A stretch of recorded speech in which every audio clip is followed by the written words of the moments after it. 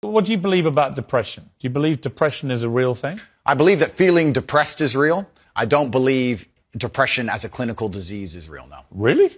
Correct. You don't believe people can be clinically depressed? I think PTSD is very real. Unfortunately, I have some friends who suffer from that. I know that feeling depressed is real. I believe that the number one power you have against these things are trying to take control of your own mind and affecting your own life. I believe that it's not healthy to hand over all your power and believe that depression is an outside disease that you can't affect.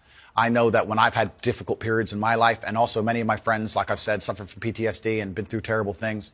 I've lived a very difficult life, and I know people who have, that the things that made them feel better is when they woke up and said, you know what, I'm not going to allow this to damage me anymore. I'm going to take responsibility. I'm going to get up and I'm going to fight this as hard as I can. Right, and by the way, on that, I agree. So we agree. Right? My favourite speech is the Rocky Balboa one. Okay, so then we agree. No, we didn't. Here's where we don't agree.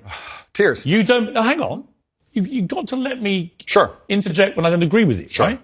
Where I don't agree with you is that there's no such thing as clinical depression. There absolutely is. Well, it's a proven scientific medical reality. There's a different argument about have we gone a bit too soft, right, in schools and all the rest of it. Absolutely. Yeah. Do I think some people moan and whine too much about their lot in life?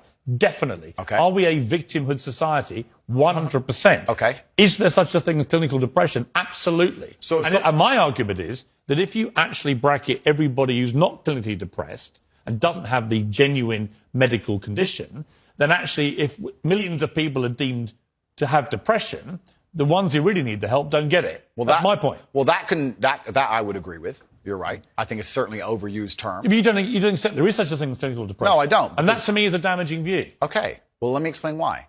If someone comes to me and says, I'm clinically depressed or I feel very, very sad, I would say the first thing you need to do is stop accepting the identity of a clinically depressed person. Stop accepting you have no control over this. And what you need to do is stop identifying that way, and let's work together to try and fight against it. But there isn't an eminent doctor in the world who would tell you there is no such thing as clinical depression. Who would not tell you that some people is simply beyond their control. Johann Hari wrote a book saying exactly that, my friend.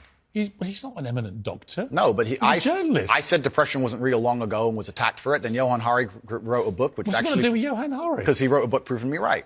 Most people... Johann Hari's a journalist. Sure. And my point is that a lot of people who are clinically depressed are suffering with something in their life, and if you fix the problem in their life, perhaps they won't feel depressed anymore.